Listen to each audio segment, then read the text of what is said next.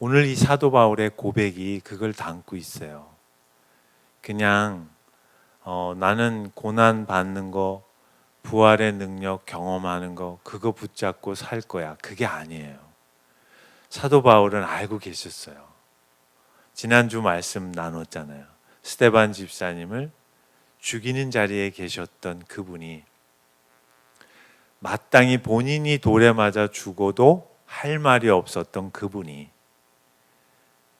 몰라서 그랬지만, 왜곡된 상황 가운데 그러한 결과를 초래하셨지만, 사도 바울께서 깊이 삶의 과정 가운데 배우신 게 그거예요. 아하, 나의 실수, 나의 무지, 나의 뒤틀림, 그리고 잘못된 나의 선택이었지만 하나님께서는 그리스도 안에서 그것을 선으로 바꾸시고 복됨으로 회복하시고 주님의 능력 가운데 생명으로 역사하셨다. 그걸 사도 바울이 경험했어요. 그 경험 가운데 고백한 신앙 고백이 나 그래서 이제는 내가 세상 가운데 추구했고 전부라고 생각했고 최선으로 붙잡아 왔던 것들, 그게 틀린 건 아니지만 나는 이제 그것 때문에 내 인생을 걸지 않게 되었습니다. 저는 이제부터 그 모든 것들을 잃어버려도 괜찮고 배설물과 쓰레기로 치부할 것입니다. 나에게는, 내 삶에는, 나의 인생의 전부는 예수 그리스도, 그분 안에서 그분을 더 깊이 발견해 가는 것입니다. 그 고백이 지난주에 저희가 함께 나누었던 바울의 신앙 고백입니다. 오늘 말씀은 그 신앙 고백에서 한 걸음 나아가는 말씀입니다. 하나님의 자녀가 되셨어요. 우리 모두. 우리의 신분과 운명은 이제 바뀌지 않아요. 어떤 외부적 환경 때문에 우리의 신분과 그리스도 안에서의 우리의 운명이 변질되지 않고 훼손되지 않고 끊어지지 않아요. 중요한 것은 하나님 아버지께서 예수 그리스도를 이 땅에 보내셔서 그리스도 안에서 우리의 믿음으로 의를 완성시키셨다는 의미는 거기에 머무르지 않아요. 그만큼 하나님 아버지의 구원의 은혜, 그리스도 안에서 허락된 은혜, 우리의 신분, 운명은 그 하나로 그렇게 쉽게 교환되지 않아요. 오늘 말씀이 그것을 담고 있는 거예요. 내가 그리스도와 그 부활의 권능과 그 고난의 참여함을 알고자 하여 그의 죽으심을 본받아 어떻게 하든지 죽은 자 가운데에서 부활에 이르려 합니다. 이 말씀은 바울의 신분과 운명, 우리 모두의 신분과 운명은 바뀌지 않지만 그리스도 안에서의 진정한 믿음과 신앙의 고백과 성도의 삶으로 사는 것이 어떤 것인지를 그렇게 가볍게 치부하고 나의 삶이 다 됐다고 인정하지 않겠습니다. 여러분, 에베소서 5장의 말씀에 이런 말씀이 있어요. 부부 관계를 설명하면서 남편에게는 아내를 향하여 이렇게 살아가라고 권면해요. 아내에 대하여 그리스도께서 교회를 위하여 자신의 목숨을 내어놓으신 것처럼 아내를 위하여 그렇게 살아가라고 말씀해요. 생명 내놓으라는 뜻이에요. 반대로 성경은 또 아내들을 향하여 이렇게 말씀해요. 남편을 그리스도께서 교회를 향하여 복종하신 것 같이 자신의 삶을 순종하신 것처럼 남편을 위하여 순종과 복종으로의 삶을 살라고 말씀하고 있어요. 여러분, 결혼하신 분들은 다 이런 전제하에 사랑하여 목숨을 내놓을 만큼 좋아해서 결혼해요. 그렇게 되나요? 잘 안 되지요. 그렇게 좋아서 결혼했는데 실제의 우리의 삶에서는 그것을 다 담아내지 못해요. 왜 그럴까요? 오늘 이 말씀이 그것입니다. 성도로서 예수 그리스도 안에서 허락된 신분과 운명, 그리고 하나님의 자녀됨은 분명히 설정되어 있지만 나의 삶에서, 우리 모두의 실제의 삶에서 하나님 아버지가 어떤 분이신지, 그분이 그리스도 안에서 허락하신 의가 어떤 것인지, 예수 그리스도의 십자가의 죽으심과 구속의 은총이 과연 나의 삶에 얼마만큼 깊이 와 닿았는지 부부가 서로를 느끼는 것처럼 다 몰라요. 그렇게 좋아했는데, 그렇게 열정적으로 사랑했는데 생명 내어놓기까지 주춤 멈칫 이게 나의 모습이요, 우리의 모습이에요. 똑같아요. 분명히 그러한 신분과 운명과 자녀됨으로 확정되어졌는데 하나님 아버지를 믿는다고 고백하지만, 나 주님을 위하여 나의 삶 전부 내려놓겠다고 그렇게 우리는 말하지만 삶에서 작은 것 하나의 돌부리에 넘어지면 곤두박질하여 일어나지 못해요. 왜 나에게 이런 어려움 주시냐고 원망하지요. 그 원망은 우리가 사는 삶의 현실을 다 끌어대요.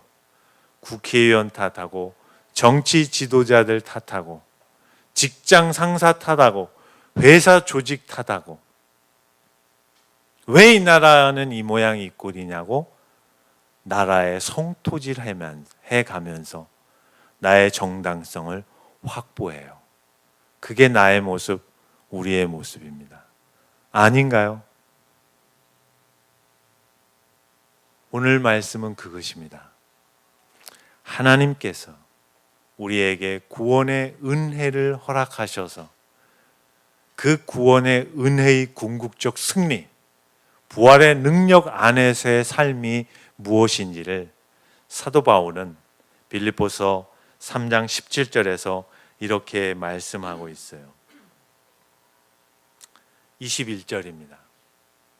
예수 그리스도는 만물을 자기에게 복종하게 하실 수 있는 자의 역사로 우리의 낮은 몸을 자기의 영광의 몸의 형체와 같이 변하게 하시리라. 신분 바뀐 것으로 머무르지 않겠다는 거예요.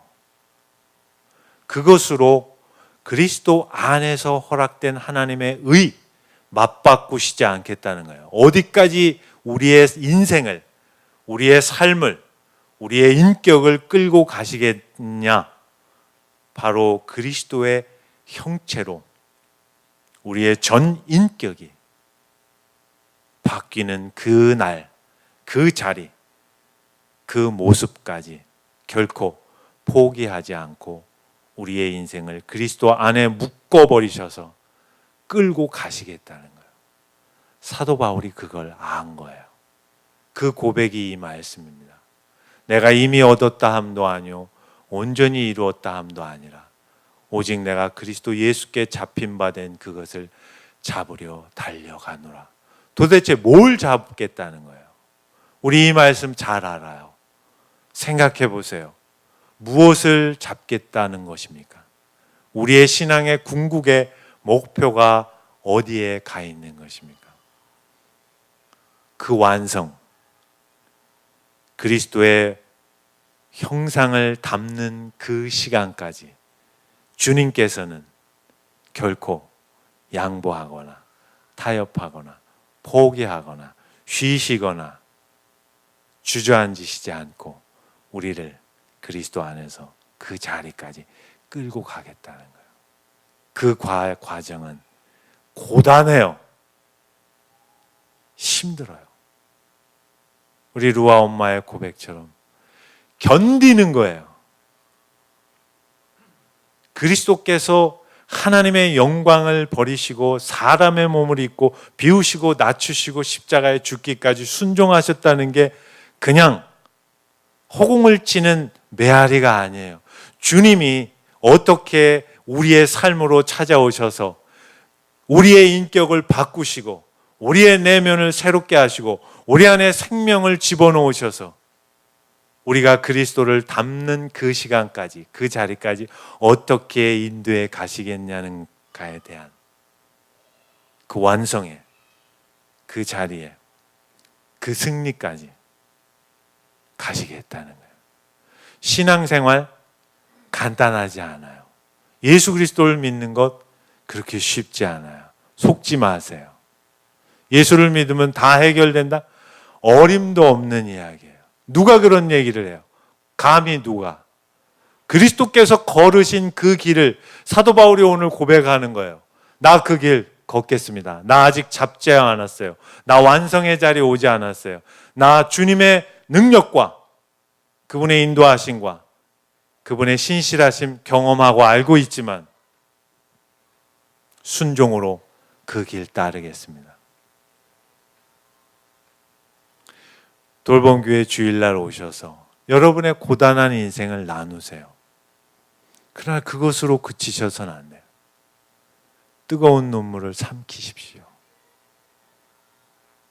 아파하세요. 그 아픔 속에서 인내하십시오. 주님께서 십자가에 달리신 그 길을 걸어가신 것처럼 오늘 이 예배 이제 말미에 주의 만찬 나눕니다. 그리스도의 몸과 흘리신 피를 먹고 마십니다. 왜 이걸 하나요? 왜 주님께서 이걸 기념하라 하셨나요? 우리의 신앙생활, 우리가 걸어가야 할 그 길, 그 과정, 주님이 가신 그 길, 우리도 가겠다는 주님과 연합되어 온전히 그 삶을 눈물을 흘리며 탄식하며 고통하며 가겠다는 신앙의 결단이요 고백인 것입니다. 예수 그리스도를 믿는 것 간단하지 않습니다. 많이 힘들어요. 어렵습니다. 인내해야 됩니다. 참고 견뎌야 합니다. 여러분 교회 주일날 오시려면 얼마나 부지런해야 하는지 아시죠? 그거 감수하시는 거예요. 어떻게 세상 사람하고 똑같이 주일을 거룩하게 보내겠다고 그렇게 쉽게 말해요. 마음에 준비하시고 실천하시지 않는 이상 간단치 않아요. 기도하는 게 그냥 돼요? 따로 시간을 떼어야 하고요. 마음을 모아야 기도를 할 수 있는 거예요. 여러분 말씀의 능력이 어떤 것인지 경험되어져요? 여러분의 하루, 여러분의 한 주의 삶에 얼마나 말씀을 사모하며 생각하며 그 말씀 안에 젖어들고 녹아듭니까? 그러면서 어떻게 주의 뜻을 안다고 섣불리 말할 수 있겠습니까? 오늘 이 말씀을 우리의 말씀으로 받아야 합니다. 내가 이미 얻었다 함도 아니요 온전히 이루었다 함도 아니라 오직 내가 그리스도 예수께 잡힌 바 된 그것을 잡으려고 달려가노라. 힘든 한 주간이 또 펼쳐질 겁니다. 여러분 뉴스를 보셔서 아시지만 지금 한국은 굉장히 위기 가운데 놓여 있습니다. 안팎으로 이러지도 저러지도 자칫하면 20년 후퇴할 수 있습니다. 지혜양이 10년 후에 한국은 지금처럼 번영의 길을 가지 못할 수도 있습니다.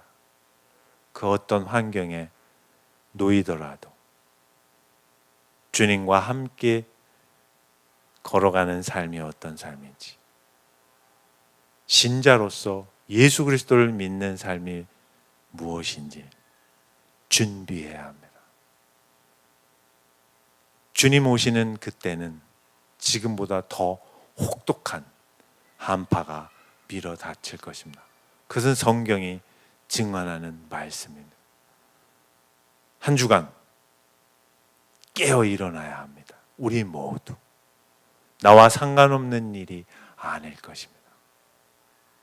주님을 간절히 신뢰함은 고통 속에서, 고통의 광야 속에서 꽃이 피우고 향기가 드러나는 것을 잊지 마십시오.